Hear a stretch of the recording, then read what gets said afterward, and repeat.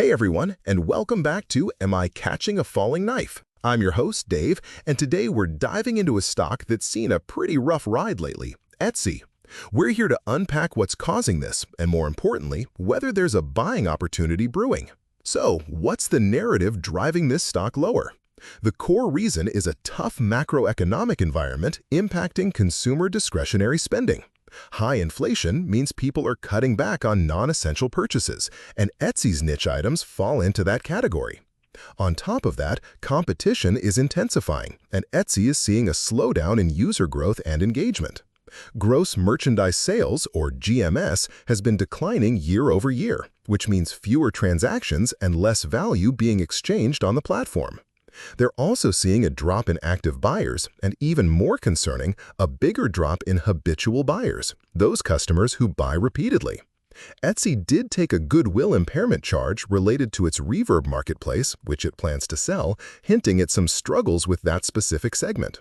While they've had some wins, there have been occasions where they've missed revenue expectations, leading to analyst downgrades. All right, let's start by understanding what Etsy is all about.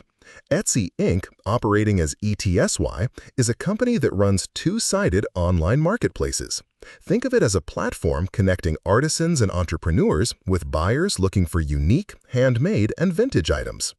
Their flagship is Etsy.com, but they also have Reverb for musical instruments, Depop for fashion resale, and Elo7 in Brazil. Beyond the marketplace itself, Etsy offers a suite of seller services like Etsy Payments, Etsy Ads, and shipping labels, plus tools to help sellers manage their shops and grow their businesses. As of the end of 2021, they were connecting a massive 7.5 million active sellers with over 96 million active buyers, listing a staggering 120 million items. Founded in 2005 and headquartered in Brooklyn, New York, Etsy currently has a market cap of about $5.69 billion. Looking at the key metrics, Etsy has a price-to-earnings ratio of 45.90 and an earnings per share (TTM) of $1.25. Interestingly, the forward PE is much lower at 21.14, suggesting analyst expectations for future earnings growth. Insider ownership is low at 1.34%, but institutional ownership is high at over 131%, indicating significant institutional interest. Short interest is around 17.88 million shares with a short ratio of 3.04.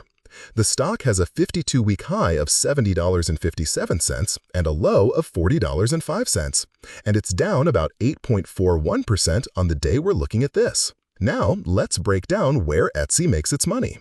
In terms of revenue, they have marketplace revenue coming in at $2.02 billion and services revenue at $787.59 million.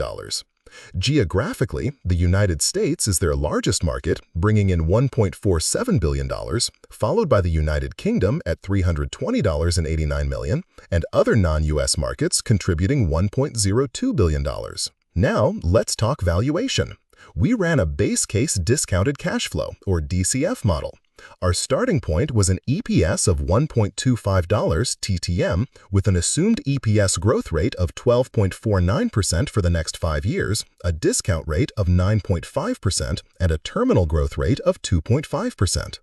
Based on these assumptions, our base case DCF fair value comes out to approximately $28.15. But we need to factor in that market narrative we just discussed.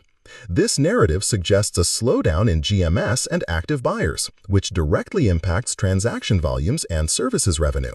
We're estimating this slowdown will translate to a 5% reduction in projected revenue growth for the next 2 years and a 2% reduction for the subsequent 3 years, reflecting persistent macroeconomic pressures and competition.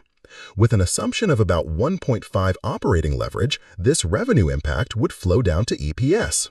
Recalculating the DCF with these revised EPS figures and the terminal value, we arrive at a narrative-assisted fair value of approximately $27.52. This shows about a 2.2% decrease from our base case, reflecting the market's concerns about slowing growth in consumer spending. So, where could this stock be an interesting buy? Based on our analysis, here are 3 potential entry points to consider. Level 1, around $42, level 2 around $28, and level 3 around $25. These levels represent different points of potential support and value, particularly the $28 level, which aligns closely with our narrative-assisted fair value. So that's Etsy. Remember, this is not financial advice. Always do your own thorough research, understand your risk tolerance, and never invest more than you can afford to lose. Thanks for watching. Am I Catching a Falling Knife? And I'll see you in the next one.